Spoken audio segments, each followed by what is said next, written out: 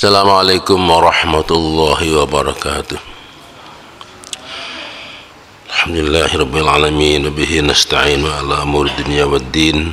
Wassalatu wassalamu ala asyrafil anbiya wal mursalin sayyidina maulana Muhammadin wa ala alihi wa ashabihi ajma'in. Wa la hawla wa la quwwata illa billahil aliyyil azim, amma ba'd. Qala al-musannif rahimahullah ta'ala wa nafa'ana bi ulumi fid darain amin. Faslun wa syara'itu wujubil jizyah. Adapun syarat-syarat kewajiban membayar jizyah, khamsu hisal, ada 5 perkara. Jizyah itu adalah upeti atau pajak yang dipungut dari orang-orang non-muslim yang hidup di bawah pemerintahan Islam, aman, tentram, dan tidak mengadakan perlawanan atau tidak menentang pemerintah. Itu pada zaman Rasulullah mereka itu diminta pajak jizyah sebagai bagian dari hidup amannya mereka di bawah naungan Islam. Ya, kalau sekarang sih semuanya kena pajak ya, di negeri kita, di negeri manapun saya kira begitu, semuanya kena pajak. Terutama barang-barang yang kita miliki yang merupakan kekayaan itu ada pajak. Pada masa itu ada zakat yang dibayarkan ke Baitul Mal, dan sekarang malah ada tambahan ya, yaitu tambahan pajak. Nah, kalau pada masa itu zakat itu diambil ya, diambil dari orang-orang muslim sebagai kewajiban dari agama.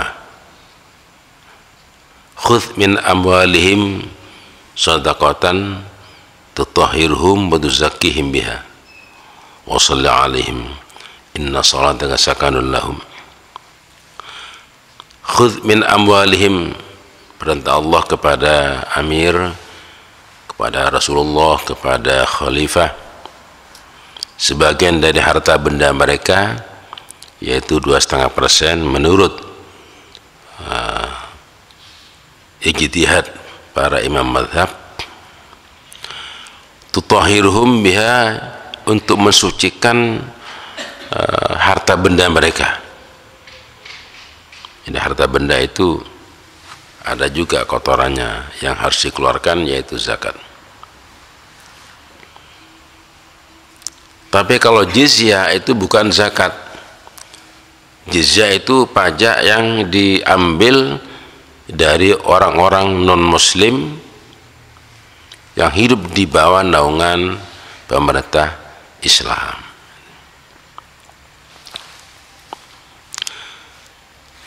Ada beberapa syarat sehingga mereka itu wajib ditarik atau wajib membayar jizyah. Nomor 1, al-bulughu.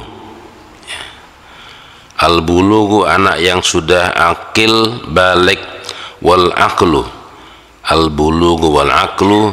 Al-bulughu itu berkaitan dengan umur, sedangkan wal aqlu berkaitan dengan akal pikiran.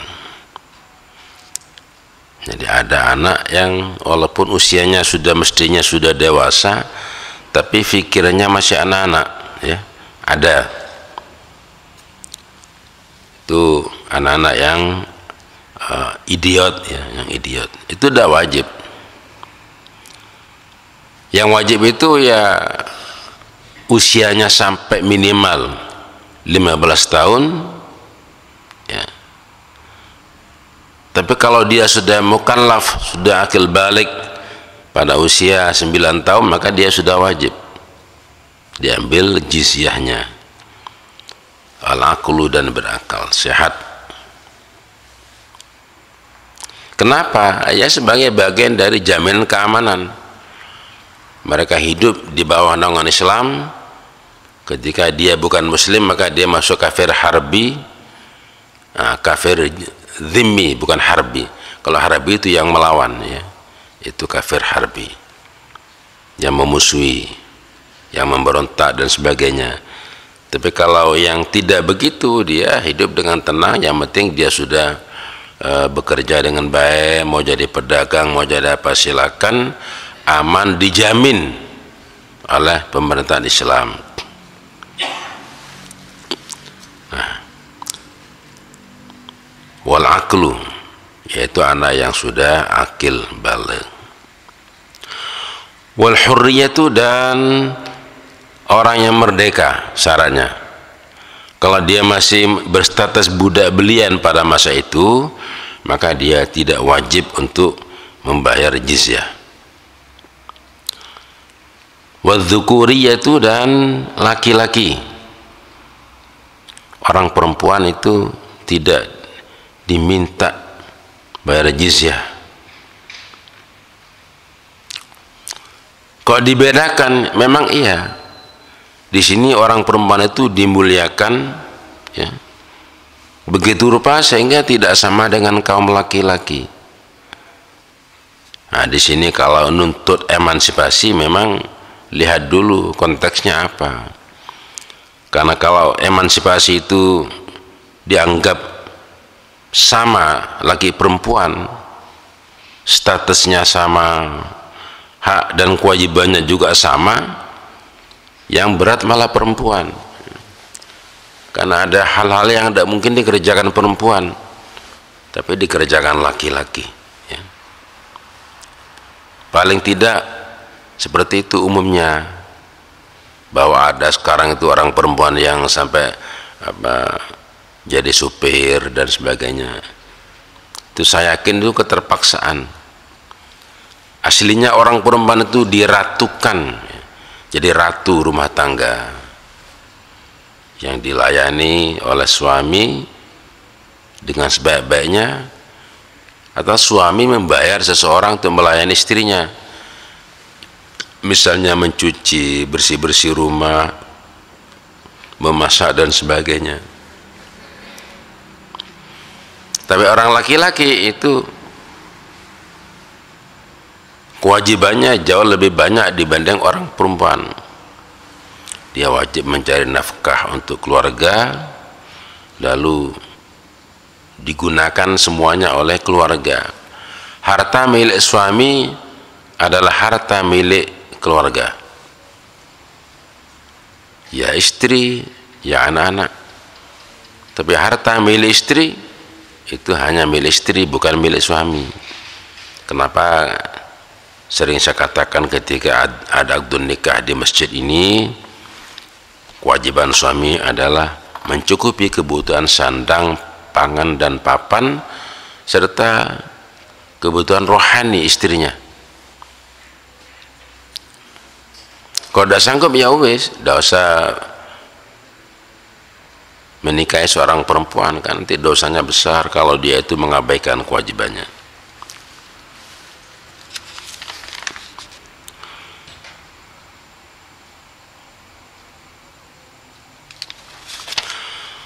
Wa ayyakuna min ahlil kitab, adalah dia dari kalangan ahlul kitab, yaitu penduduk yang masuk kategori itu adalah orang-orang Nasrani dan orang-orang Yahudi.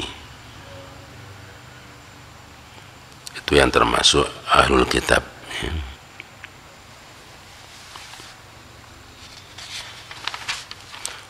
Sebentar-bentar sengaji aja bentar-bentar ini.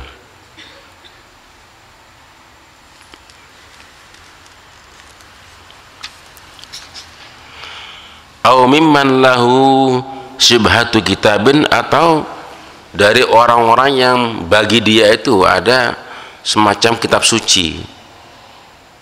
Contoh dari orang Majusi. Pak Jarod.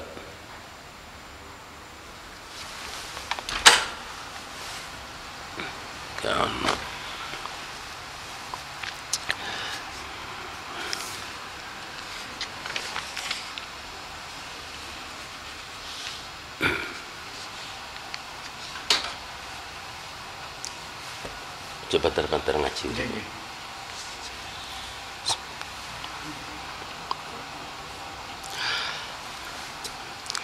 Apa dasar daripada para mujtahid menentukan tadi? Ini ada dasar, yang dengan dasar itulah para fuqaha itu, para ulama mengambil kesimpulan-kesimpulan. Ya. Ini karena ada orang yang mengatakan bahwa kewajiban sholat itu tidak ada dalam Al-Quran. Ya. Sholat yang 5 waktu itu tidak ada. Kenapa? Yang di Al-Quran itu ada cuman waqimus sholata wa atuz zakata, tegakkan sholat, ya, berikan zakat. Tapi rinciannya kayak apa itu tidak ada. Memang tidak ada di Al-Quran itu, ya. Tidak ada sholat subuh waktunya jam segini, duhur jam segini, asar maghrib jam segini. Tidak ada memang. Yang ada waqimus sholat. Tapi tata caranya, waktunya dan sebagainya, bacaannya, gerakannya itu seperti sabda Nabi itu, shollu kama ra'aitumuni usolli. Sholatlah kamu sebagaimana engkau lihat aku sholat. Nah, golongan ini dikatakan golongan ingkarus sunnah, golongan yang mengingkari al-hadis sebagai dasar hukum Islam. Lah, disangkanya bahwa fatwa para ulama ini tidak berangkat dari Al-Quran dan al-hadis, as-sunnah, sehingga mereka mengatakan mari kita kembali kepada Al-Quran dan as-sunnah. Pengertiannya kembali itu kan selama ini kita dianggap keluar. Jadi kitab ini dikatakan ini kan katanya ulama, katanya kiai, ini kan katanya Imam Syafi'i, Hambali, Maliki, Hanafi, bukan kata Quran. Ini ketoro bodone di situ, ya. Nah, ini orang yang tidak ngerti agama bicara agama, payah jadinya, ya. Jadi Al-Quran itu perlu dibahas dengan mempertimbangkan asbabun nuzulnya, ada makna, ada maksud, ada tafsir, ada pula al-hadis sebagai rujukan yang kedua, menjelaskan isinya Al-Quran. Jadi bukan ulama itu meninggalkan Al-Quran, sehingga diajak mari kita kembali ke Al-Quran dan As-Sunnah. Yang tidak pernah baca kitab, ya, atau tidak bisa baca kitab. Jadi ini disangka ini karangan ulama semua. Nah, kita pilih ikut Quran apa ikut ulama, nah gitu, ya. Padahal semua itu ada dasar. Contoh tadi ini, kenapa kok ada kata-kata jizyah itu ada 5 macam, ya. Wal aslu fi masyru'iyatiha qauluhu ta'ala, yang menjadi dasar pokok atau nas atau dalil tentang disyariatkannya jizyah itu ada di Al-Quran, yaitu At-Taubah ayat 29. Semuanya berangkat dari Al-Quran atau Al-Hadis atau As-Sunnah. Bukan kemudian dikatakan itu kan katanya kiai, itu kan katanya Imam Syafi'i, Imam Maliki, Hambali, Hanafi. Bukan gitu ya. Al-Quran itu masih ijmal yang kemudian dijelaskan oleh para ulama tentang maksudnya itu apa, maknanya begini, maksudnya apa, itu diuraikan dengan menggunakan dasar-dasar pemahaman Rasulullah, pemahaman para sahabat, pemahaman para tabi'in, tabi'in, dan pemahaman para ulama setelah itu. Ada ulama salaf, ada ulama khalaf. Wal aslu fi masyru'iyatiha qauluhu ta'ala, a'udzu billahi minasyaitonir rajim, qatilul ladzina la yu'minuna billahi wala bil yaumil akhir. Qatilu, perangilah. Ini perintah Allah, perangi. Setelah sekian lama Rasulullah itu diperintahkan diam saja, tidak melawan. Tapi ketika mereka bermaksud membunuh Rasulullah, membunuh kaum muslimin, maka kemudian oleh Allah diizinkan berperang, diizinkan melawan. Ingat, bukan Rasulullah takut, bukan beliau takut, enggak ya. Para sahabat itu hijrah ke Madinah bukan karena takut, enggak. Hijrah itu atas perintah Allah. Enggak ada namanya sahabat Nabi takut, enggak ada.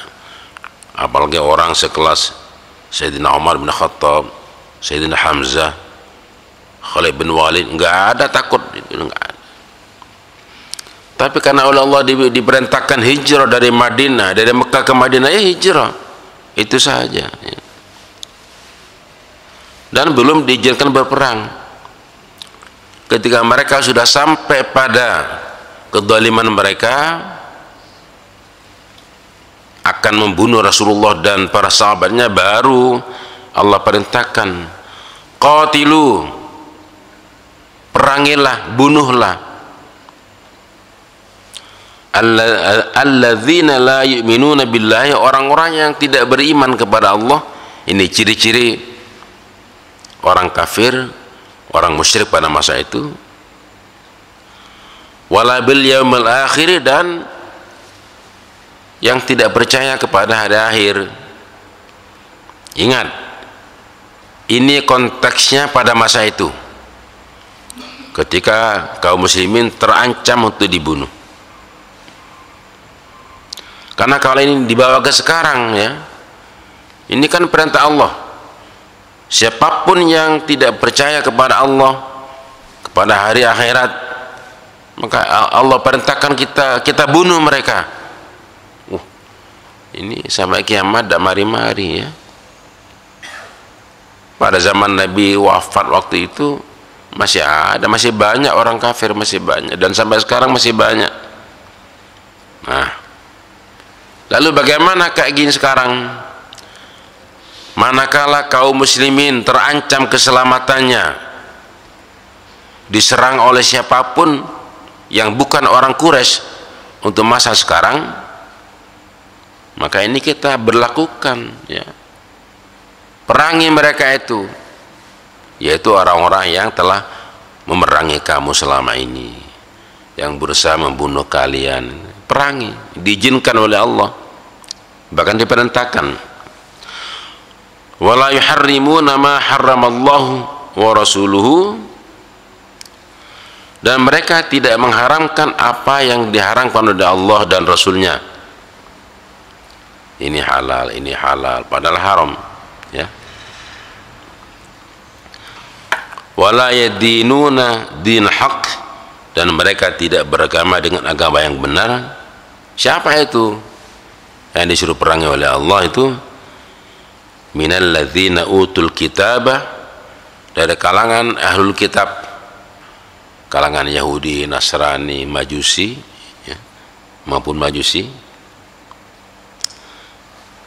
Hatta yu'tul jizyata an yadin wa hum shaghirun, sampai mereka itu membayar jizyah, upeti dari mereka, dan mereka membayarnya dengan ketundukan ya, dengan kepasrahan. Ini dasarnya, hatta yu'tul jizyah, sampai mereka memberikan al-jizyah, ya, memberikan upeti, ya, sebagai bagian dari jaminan keselamatan mereka. Nah, ini tadi saya katakan bahwa konteks itu perlu, jangan kemudian awur-awuran. Wah, ini di sini diperintahkan kita bunuh orang kafir, tidak bisa begitu. Makanya orang kalau cuman hafal Quran lalu buka buku terjemah Al-Quran itu tidak cukup, ya, malah berbahaya. Ya, dengarkan saja penjelasan para ulama, para kiai yang alim di bidang itu. Karena Al-Quran itu tidak bisa dimaknai sendiri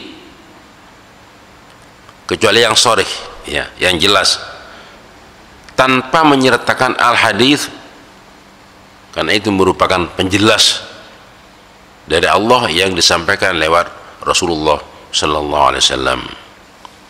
Berbahaya orang yang dengan akal fikirannya mengambil kesimpulan sendiri, lantas dia menyampaikan kesimpulan, ya, kesimpulan dari Al-Quran. Berbahaya. Ini orang-orang yang itu sudah harus masuk pada makom orang yang alamah di berbagai bidang keilmuan. Jadi saya kira begitu. Jadi kewajiban jizyah itu ada nasnya, ada sumber hukum dari Al-Quran. Kemudian nanti diperkuat pula dengan aplikasinya oleh Rasulullah dan para sahabatnya. Saya kira begitu. Ini sudah cocok, ya. Nah, ini memang dipasang untuk menyesuaikan dengan jadwal yang dibuat oleh para pendahulu Al-Baitul Amin. Kapan hari itu masih belum disetel, nih sekarang sudah disetel, alhamdulillah, ya.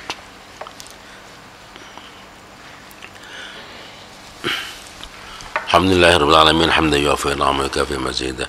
Ya Rabbana lakal hamdu kama yanbaghi li jalali wajhika wa 'azimi sultanik. Wassalatu wassalamu ala sayyidina Muhammadin wa ala alihi wa sahbihi ajmain. Walhamdulillahirabbil alamin. Allahumma alhimna 'ilman nafqahu bi awamirika wa nawahyaka warzuqna fahman na'lamu bi kayfa nunajika ya arhamar rahimin. Allahumma arzuqna fahman nabiyyin wa hifdzal mursalin wa ilhamal malaikati muqarrabin. Allahumma akrimna bi nuril fahmi wa akhrijna min dhulumatil wahmi waftah lana abwaaba rahmatik وانشر علينا حكمتك يا أرحم الراحمين. ربنا زدنا علما وارزقنا فهما واهدنا صراطا مستقيما برحمتك يا أرحم الراحمين. وصلى الله على سيدنا محمد وعلى آله وصحبه وسلم. سبحان ربك رب العزة عما يصفون وسلام على المرسلين والحمد لله رب العالمين. ربنا تقبل منا بأسرار الفاتحة. أعوذ بالله من الشيطان الرجيم. بسم الله الرحمن الرحيم. الحمد لله رب العالمين الرحمن الرحيم مالك يوم الدين. إياك نعبد وإياك نستعين. اهدنا الصراط المستقيم صراط الذين أنعمت عليهم غير المغضوب عليهم ولا الضالين. آمين.